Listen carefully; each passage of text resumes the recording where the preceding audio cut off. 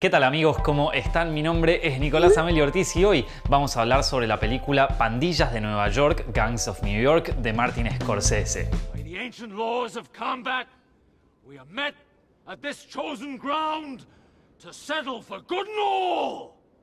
Who holds sway over the 5 points? Si siguen Zepfilms hace tiempo, puede que les interese convertirse en miembros de este canal. Las membresías en YouTube son otra manera de apoyar a tus creadores de contenido favoritos y a cambio recibir contenido exclusivo, materiales extras, videos antes de que se lancen y mucho más. En Zepfilms tenemos dos tipos de membresías y pueden conocer todo lo que tienen haciendo clic en el botón de ahí abajo que dice unirse o en el link que les dejé debajo en la descripción. Justo ahora estamos haciendo un curso en vivo de dirección y de producción para los miembros Platinum de Zepfilms que le está yendo muy bien. El curso es en vivo, pero todas las clases quedan guardadas para los miembros Platinum de ahora y de todo el tiempo en el futuro. Así que no se lo pierdan. Como les dije, aprieten el botón de unirse o el link de abajo en la descripción. Gangs of New York es una película del 2002 dirigida por Martin Scorsese y protagonizada por Leonardo DiCaprio, Daniel Day-Lewis y Cameron Diaz, que nos cuenta la historia de Amsterdam Valon, un chico que pierde a su padre en una guerra salvaje de pandillas que ocurre en uno de los barrios más bajos de Nueva York durante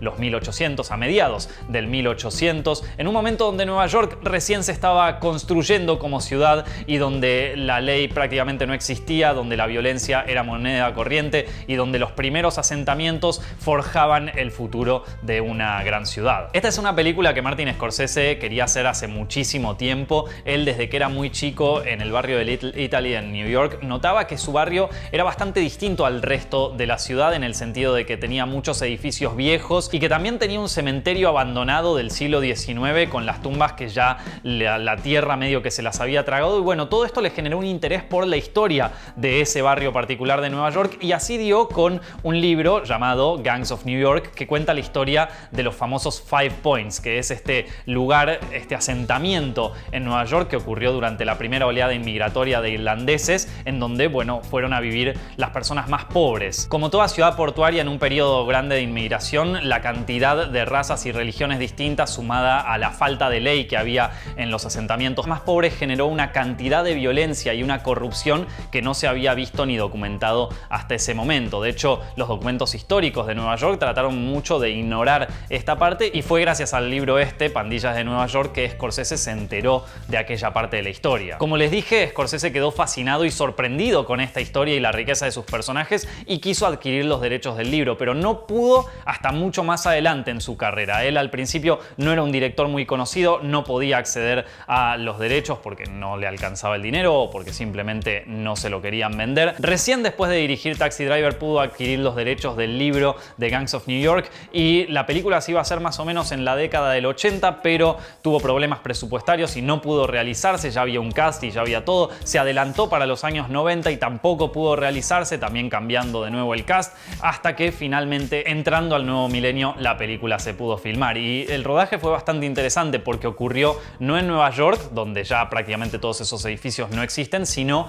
en los sets de Cinecittà, que es los antiguos estudios en donde se rodaban las películas italianas de Fellini, Pasolini y bueno, muchos directores más del neorrealismo italiano, que también lo estuvimos investigando un poco acá en este canal. Al haber conseguido estos sets gigantes de Cinecittà, Scorsese también tuvo la oportunidad de trabajar con Dante Ferretti, que es el director de arte de justamente el neorrealismo italiano. Fue más conocido por ser el director de arte de Fellini y fue quien se encargó de construir toda una ciudad de Nueva York o todo un barrio de Nueva York en estos sets gigantes, lo cual no solamente está increíble a nivel cinematográfico, ¿no? Esos sets enormes y todo eso, sino que también le dio la posibilidad a Scorsese de moverse por varios lugares y filmar de distintos ángulos algunos edificios y algunos lugares que prácticamente no los podríamos haber visto de ninguna otra manera. Esta posibilidad increíble de Scorsese de poder moverse por los sets de manera totalmente libre se ve mucho en las escenas y se aprovecha muchísimo. Lo podemos ver en la escena de boxeo al principio de la película, donde Amsterdam tiene como, bueno, una pelea de boxeo en medio de un bar y donde la cámara se mueve libremente en ese bar y lo podemos ver en todo su esplendor. También lo podemos notar en una escena que me encanta cómo está construida, que es cuando el personaje de DiCaprio y Cameron Diaz están bailando en este baile así medio grande que se produce en uno de los asentamientos y que al principio la cámara los tiene a los dos en un primer plano rotando y hablando, y ese plano dura bastante tiempo, y cuando crees que va a cortar, en un momento la cámara se mueve hacia arriba y nos revela todo el set y todo el decorado con todos los personajes. Eso es impresionante y se siente como real, ¿no? Porque bueno, verdaderamente fue grabado en un set construido. Son esos planos que quizás no se pueden grabar en una locación real porque la misma locación no te lo permite, o sea, por el espacio que hay entre la cámara y los actores, o si lo grabás con un fondo verde no termina de quedar tan realista como, bueno, como se ve en esta película. Pero la escena más paradigmática que demuestra esto al 100% es una de las mejores escenas de la película, que es cuando Bill y Tweed están discutiendo sobre, bueno, justamente la cantidad de inmigrantes que están llegando a las costas de Nueva York, que Tweed le dice que son el futuro, que son los votos, porque bueno, es un político corrupto, y el otro muestra por su parte el racismo, ¿no? Él, al ser un nativo americano, dice no, que se vayan todos estos irlandeses que traen lo peor y que qué sé yo. Entonces se chocan esos dos puntos de vista y después Scorsese nos muestra un poco más allá de las dos posiciones políticas, si se quiere, de cada personaje, y nos muestra cómo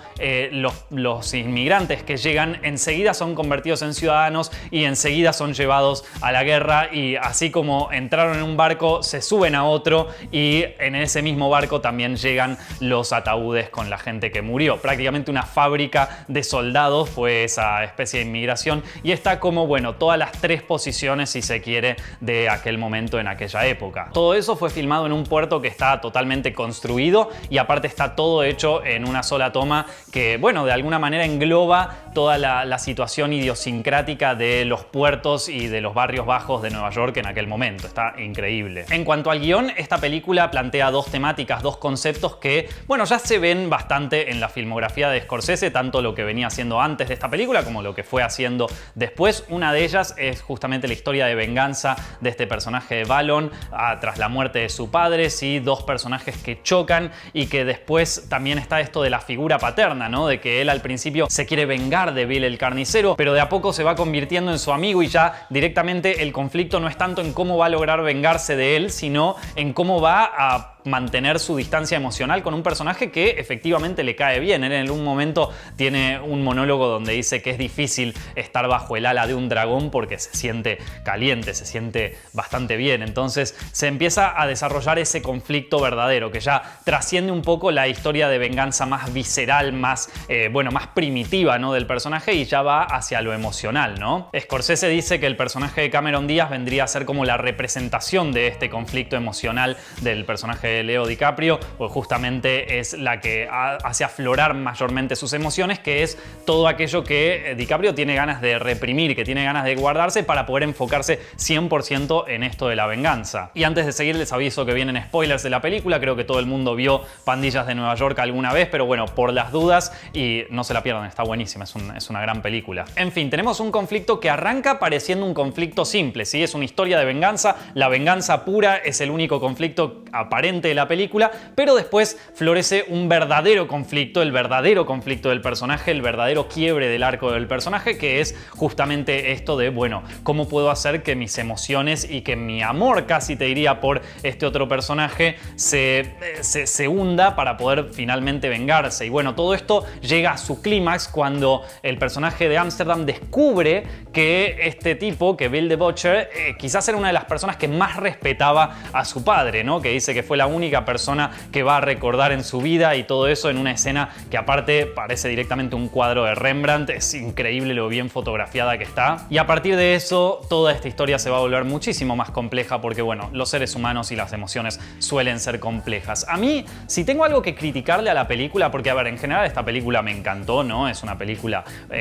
clave dentro de la filmografía de Scorsese, también entra dentro de su filmografía de películas de Nueva York, así como Taxi Driver, así como Goodfellas. Bien, es una película 100% neoyorquina, pero si tengo algo para decir que no me gustó tanto de esta película, es justamente cómo se trata el conflicto inicial, esta búsqueda de la venganza, y lo que arrancaría como, bueno, un principio de buscar la confianza de Bill, ¿no? A mí me parece que al personaje de Amsterdam es como que le resulta muy fácil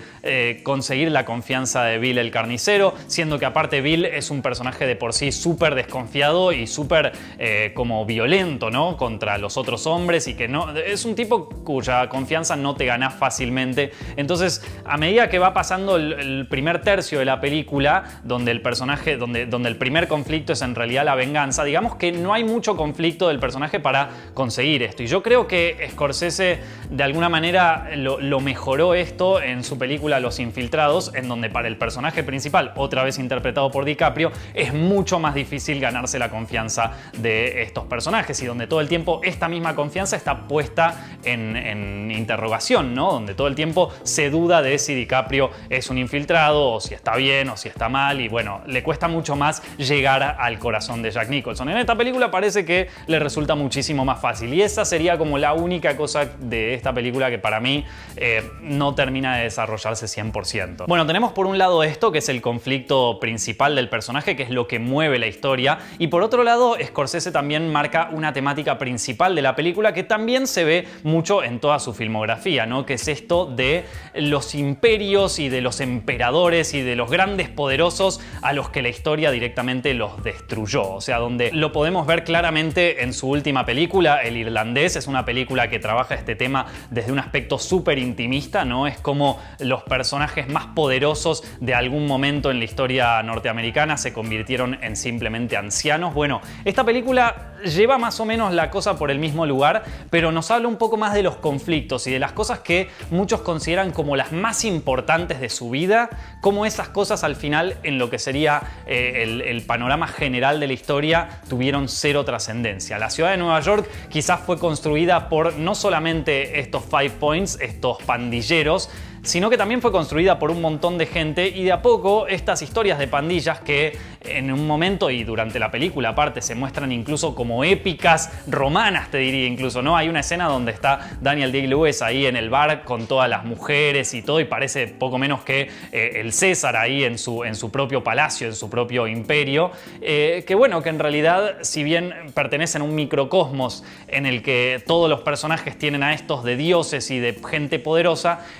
la misma historia directamente los terminó matando, ¿no? O sea, para la historia en general y para la humanidad en general, todos estos personajes fueron totalmente intrascendentes. No hace falta decir que este concepto está condensado en el plano final de la película, que es, para mí es lo mejor de toda esta película, ese plano final, porque no solamente cierra con todos los arcos de todos los personajes y cierra el conflicto principal de la película, sino que también te abre la posibilidad a pensar un poco también sobre los conflictos personales de una persona y sobre los conflictos que nosotros tenemos en nuestro día a día y lo poco trascendentes que quizás son en el marco general de las cosas y la importancia que les damos quizás en el momento, ¿no? Una ciudad, un mundo, un cosmos se construye a través de un montón de conflictos de muchas personas muy chicos que quizás parecen ser lo más importantes en el presente, pero que visto en perspectiva termina siendo un montón de carne que fue tragada por la tierra y que las mismas civilizaciones del futuro se encargan de tapar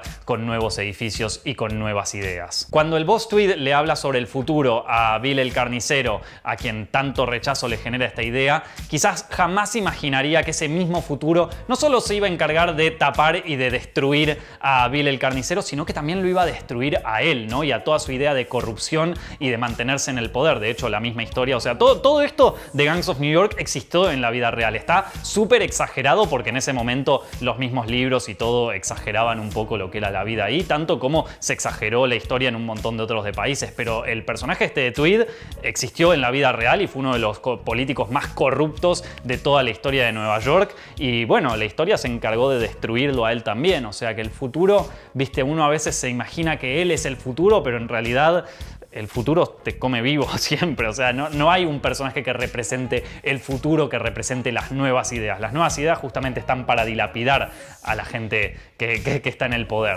En general, Gangs of New York me parece una película excelente. Es una película que aparte yo como argentino y como ciudadano de Buenos Aires, otra ciudad portuaria, puedo conectar también bastante porque la historia de Nueva York y del puerto de Nueva York y de todas las oleadas inmigratorias en el 1800 se parece bastante a la historia de Buenos Aires Aires y de toda la violencia y bueno, todo lo que se generó. De hecho, pueden leer este cuento que se llama El Matadero, que si no lo leyeron, probablemente muchos argentinos lo tuvieron que leer para el colegio. Pero bueno, se ve como un paralelismo ahí en las historias y digamos que puede conectar con nosotros bastante fuerte en ese sentido. No te diría que es mi película favorita de Scorsese. De hecho, el mismo director de fotografía de Gangs of New York dice que esta película tuvo muy poco tiempo de preproducción y que el mismo Scorsese estaba preocupado porque él normalmente es muy meticuloso con cómo quiere hacer los planos, con cómo quiere filmar la película, pero acá al tener tan poco tiempo para la preproducción apenas pudo preparar los planos que él quería hacer, apenas pudo hacer una lista de los planos que él quería porque bueno, básicamente no le dio el tiempo y muchas de las escenas se tuvieron que improvisar en cuanto a la dirección, ¿no? En cuanto a cómo eran filmadas. Y esto,